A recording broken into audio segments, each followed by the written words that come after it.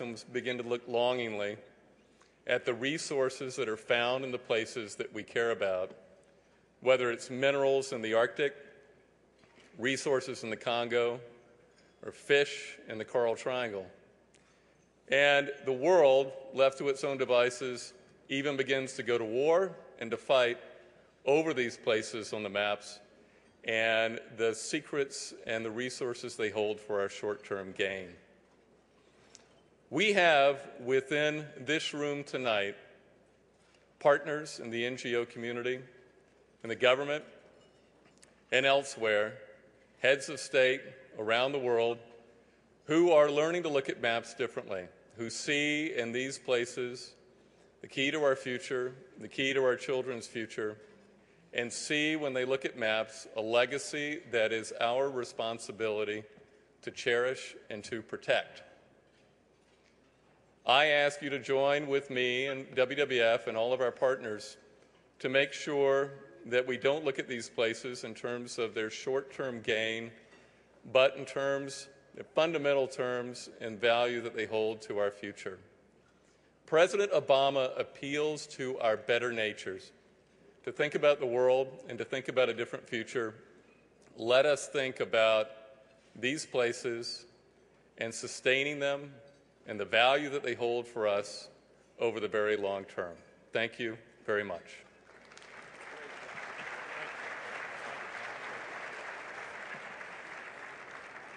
It's now my privilege to introduce a dear friend, a close friend, a 15-term member of Congress from the 5th District of Kentucky, right across the line from Tennessee where I live, who is also a co-chairman of the ICC. Please welcome Congressman Hal Rogers.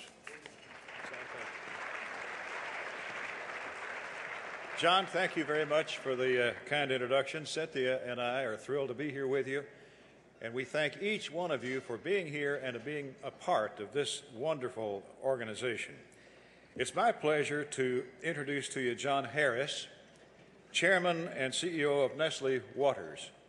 Mr. Harris joined Carnation in 1974, and after a 28-year career in positions in the U.S. and abroad, was appointed CEO of Nestle Purina Europe in 2002. In 2005, he assumed responsibility for Nestle Purina in Asia, Oceania, and Africa before being promoted to his current position in 2007. Nestle Waters, the #1 bottled water company worldwide, is committed to scrupulous protection of its springs. Despite its market leadership, it uses only a tiny share, less than 1/10,000% of water consumed on the planet.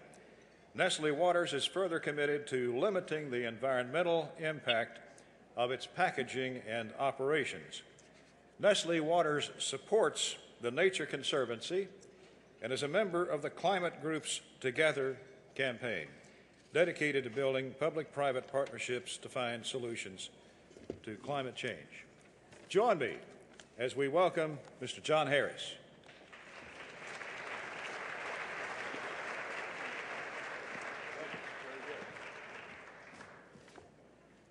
Thank you, Congressman Rogers, for your kind words, your introduction, and for the decades of service that you provided for the people of Kentucky, as well as for the people of the United States.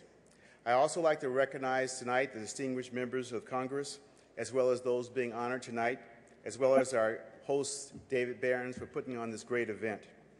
On behalf of Nestle, my wife, Mimi, and I would like to say this is a fantastic event. We are very supportive of the environment.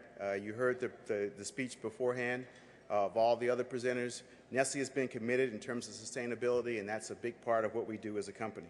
And we are pleased to be part of the ICCF and the bold mission to renew Americans' leadership in the role of conservation. Thank you very much.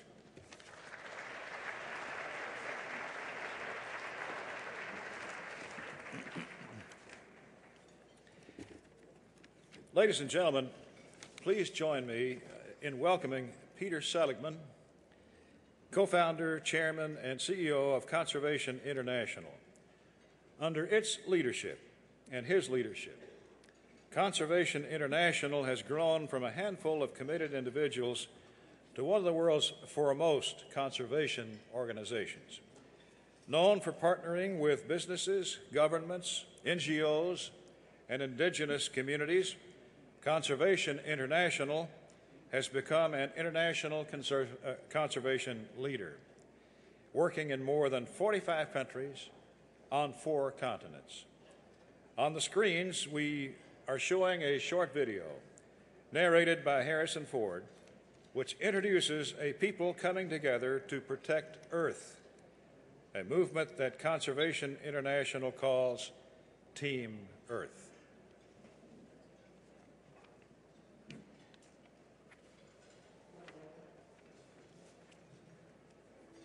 When we come together and work as a team,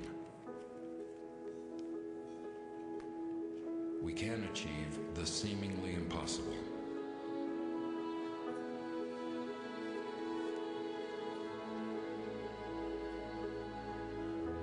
And now is the time for us to do it again. Over 1 billion people have very limited or no access to fresh water.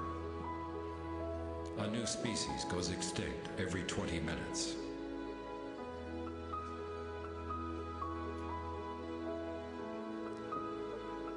There is no far, no close, no somewhere else to go.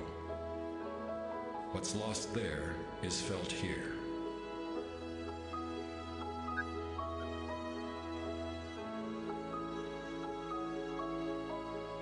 Together, we can tackle these threats. We have science. We have reason.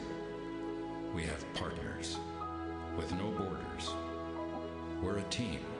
We are Team Earth. And together we can do this. Conserve our home. Join us. Play your part. The future doesn't wait. We've done great things before.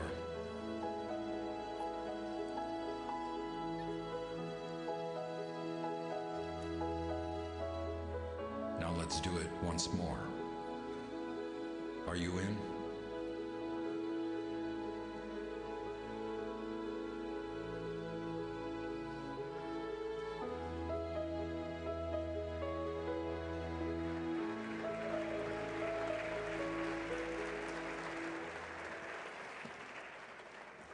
Good evening. I'm Peter Seligmann, Chairman of Conservation International. Thank you, Hal, and thank you all for being here this evening. And Dave Barron, thanks for inviting me to speak this evening.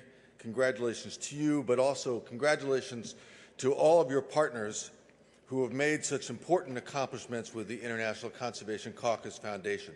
In particular, I must recognize some of our closest partners, the Wildlife Conservation Society, the Nature Conservancy, and the World Wildlife Fund. I'm proud that we share the essential work of protecting this earth and working together. This is our only home. We have a lot to do. Tomorrow's inauguration will go down in history as a huge turning point, not just for this country, but for the entire world. Just look around us in this city. D.C. is filled with people driven by the hope and the determination that a new presidency inspires. But what a juxtaposition that the giddy anticipation of this week also harbors a deep anxiety. This presidential inauguration will be celebrated worldwide. But at the same time, people all across this planet are engulfed by a global economic crisis. The magnitude of this financial meltdown does seem overwhelming. And frankly, we probably have not yet seen the worst of it. We also face another crisis, one that surrounds the current economic situation and holds a greater and irreversible threat if we do not address it immediately. Food security, access to drinkable water, a stable climate, bountiful biodiversity, breathable air. No matter your politics, your economic situation, your homeland, Every single person on this planet, on Earth, needs these basic natural assets to survive. Yet what we are seeing today is a disintegration of the fundamental benefits the natural world provides. 75% of wild marine fisheries are overexploited or highly degraded. And West African fisheries have declined by 80% in just 20 years. Too many people are starving. More than 1 billion people lack access to safe drinking water. In the poorest countries, 1 in 5 children under the age of 5 dies of a preventable water-related disease. The planet's warming. Tropical diseases are spreading into new regions. Malaria is marching north. The extinction rates of animal and plant species are, get this, 1,000 times more rapid than the natural rate. And every year, tropical forests the size of Great Britain are being cut down. Most people do not realize that the burning and clearing of tropical forests releases more CO2 emissions than all the cars, trucks, planes, ships, and trains in the world combined. So, what is the true significance of this list?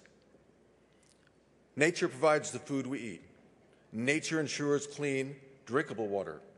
Nature balances a healthy climate. Nature provides options for combating disease.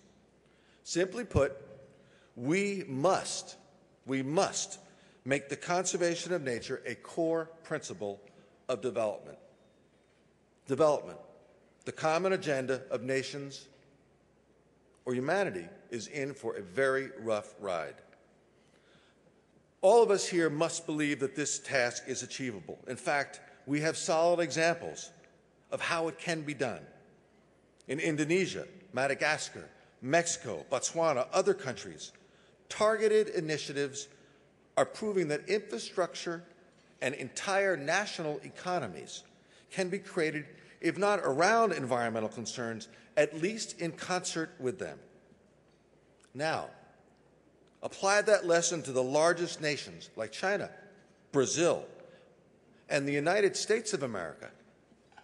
Imagine the impact that we actually could have. This is going to take hard work and effective partnerships between nonprofit and corporate leaders, between people and government. And this is key, between the institutions working on development and those working on the environment. Development, infrastructure, economies, security has not kept up with the human tragedies of faltering resources, plummeting biodiversity, poverty, and disease. Nor have environmental efforts done their job. The current economic crisis is hugely challenging. But when nature fails, there is no economy. Think of Haiti, Sudan. As Al Gore recently said, nature does not do bailouts. For many years, the conservation movement treated nature as a collection of protectable assets to be placed in what I refer to as the conservation pantry. Well, development's at that door, hungry for those resources. In the new partnership between development and environment, conservation's message must be to enable human well-being. And development's message must be, let's protect the earth. The simple truth is that the security of every single nation on earth depends upon healthy natural systems. This is essential for long-term economic planning. And it must be a central component of U.S. foreign policy. We must assist other nations and enable them to grow their economies, protect their natural assets, and allow their people to thrive. And the United States Congress has a vital and leading role to play. I would like to challenge each of you tonight to push to include the maintenance of the natural assets of nations as an essential component of U.S. foreign policy.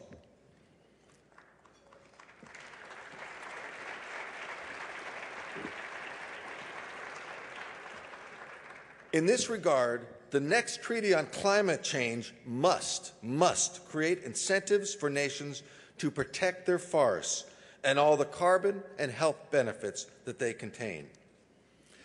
I'm thrilled to report that the world is ready to take the longer view. Humanity is awakening to what historians refer to as an open moment, a moment when societies come together across all sectors and real change is possible. This is a moment of inclusion, not exclusion. And thousands of companies across the globe, some represented here tonight, have voluntarily reorganized their own supply chains to ensure that their businesses are sustainable. And countless communities, large and small, have done the same, looking at environmental concerns with a serious eye for sustainability, both ecologically and economically. Each of us has to be a leader. All of us have to work together. Nature is the most valuable asset we share with each other, and it is the most important asset that we leave for our children and generations to come. As Harrison Ford said, we are all in this together. We are all Team Earth. Thank you.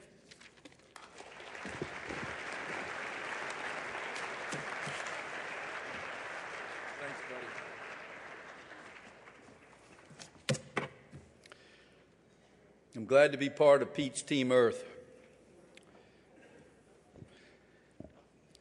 I was advancing a delegation to the State Department that included eventually Secretary Colin Powell, Paula Dobriansky, who's here tonight. And I happened to bring Pete Seligmann into the hotel where he was staying, and we had a chat, and I told him about this caucus that had just started in the House. And I said, we need somebody to help us provide the brain trust to back them up. And Pete said, I'm your man. And CI stepped in immediately. It wasn't long, of course, before we all recognized that it wasn't about Conservation International, it was about conservation. And that's when we brought in the Nature Conservancy, Wildlife Conservation Society, and the World Wildlife Fund. And now it's grown into this fantastic collaboration of other partners. But it started thanks to Pete Seligmann.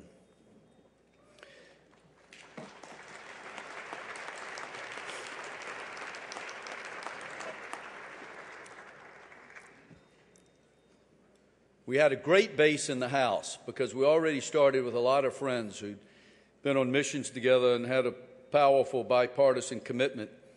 But we had a very tough time getting started in the House of Lords. Different ballgame in the Senate.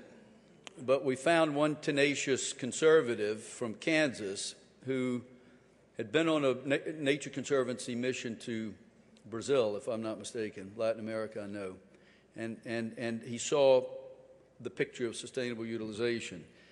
And he came to us and said, I want to help you get a caucus started in the Senate. And thanks to Sam Brownback, we've done it. We're glad to have him here. I want to introduce him to you now.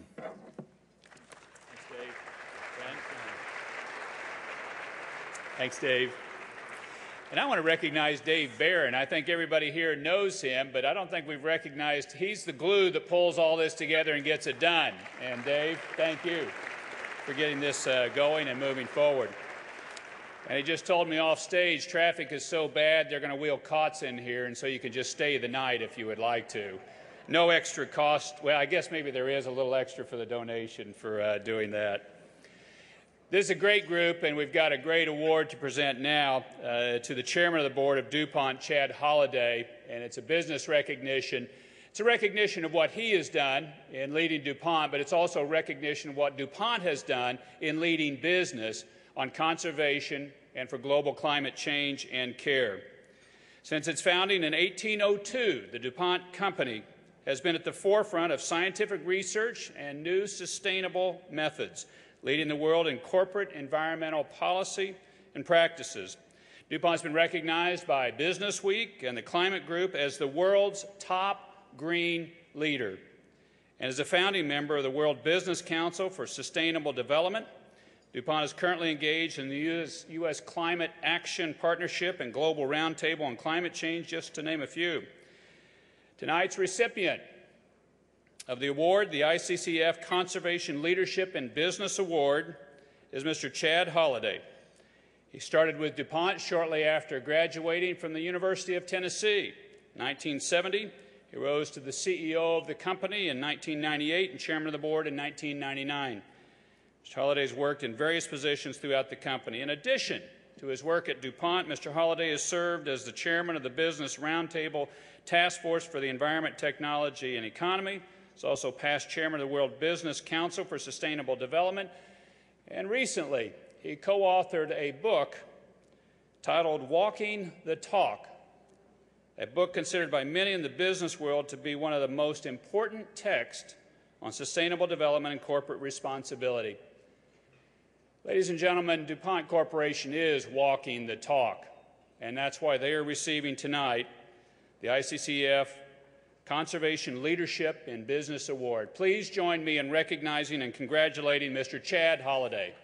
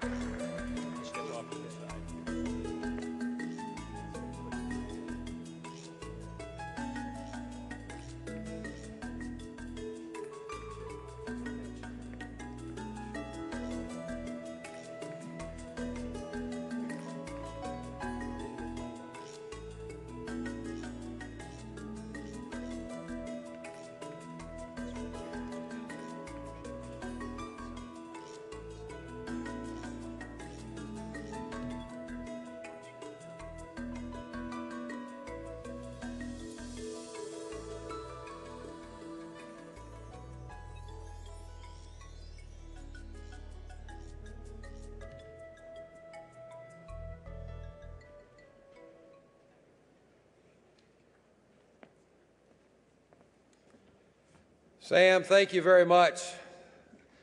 This is a great honor.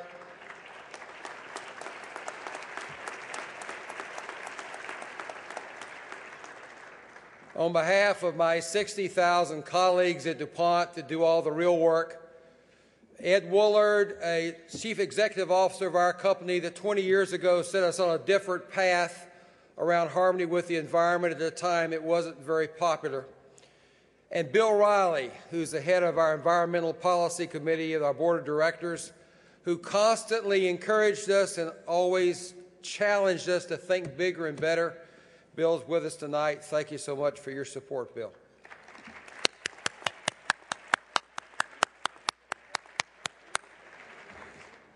I have a very simple message for you tonight.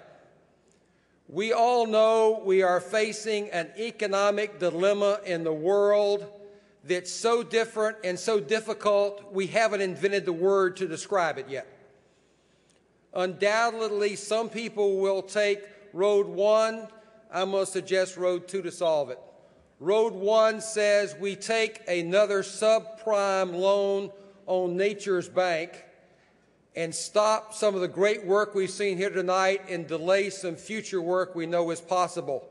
And they will argue that that's essential to solve our economic problems and just wait and we can deal with nature and the environment later. From our experience in DuPont, the science has developed. It can quickly be turned into technology that dealing with nature in a very different way can be done constructively and actually improve the economy at the same time. We believe in the next 12 months, people in this room can make a tremendous difference in taking that second course, and we're confident it can work. Thank you so much for this honor tonight.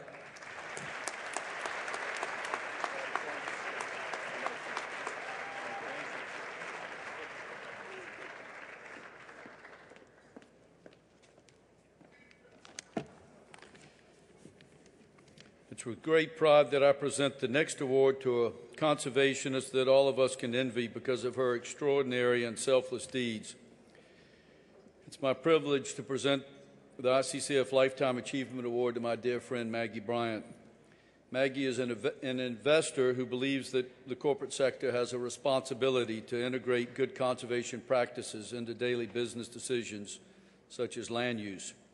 She pioneered conservation easements in Northern Virginia and a longtime supporter of the Piedmont Environmental Council, with Senator Whitehouse's father and Robert Duvall and others that are here tonight.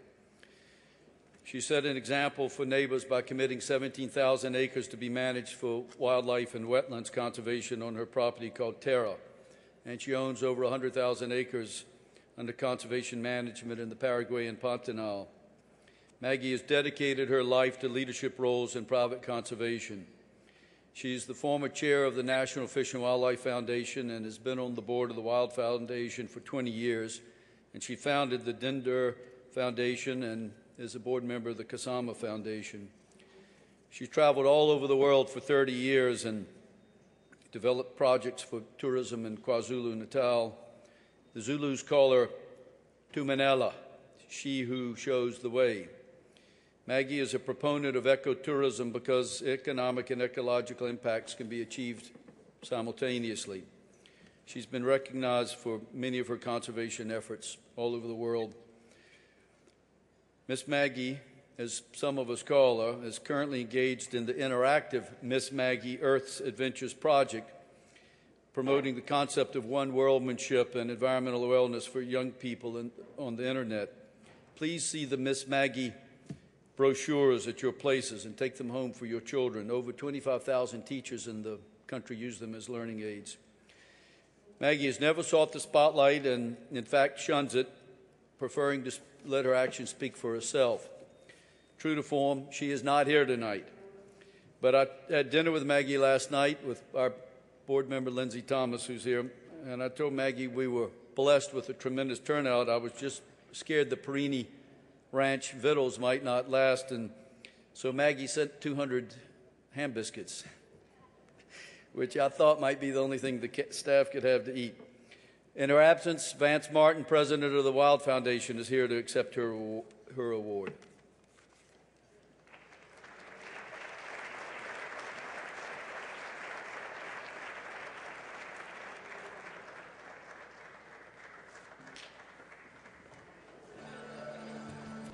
Vance? Listen, that was unexpected.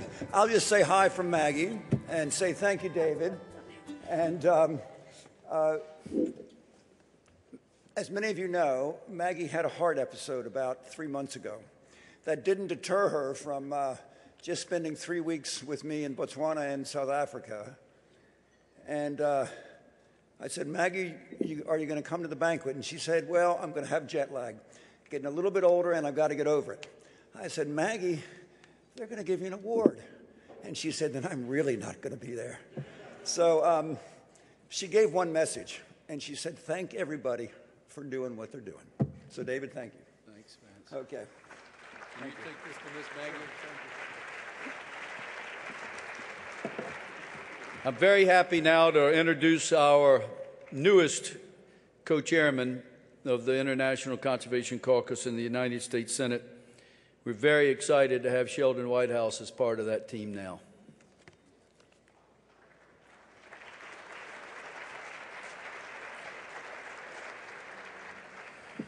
Thank you, David, and thanks to all of you who've come together tonight in support of the International Conservation Caucus Foundation. It is a pleasure to be with you on the eve of a new dawn in our country.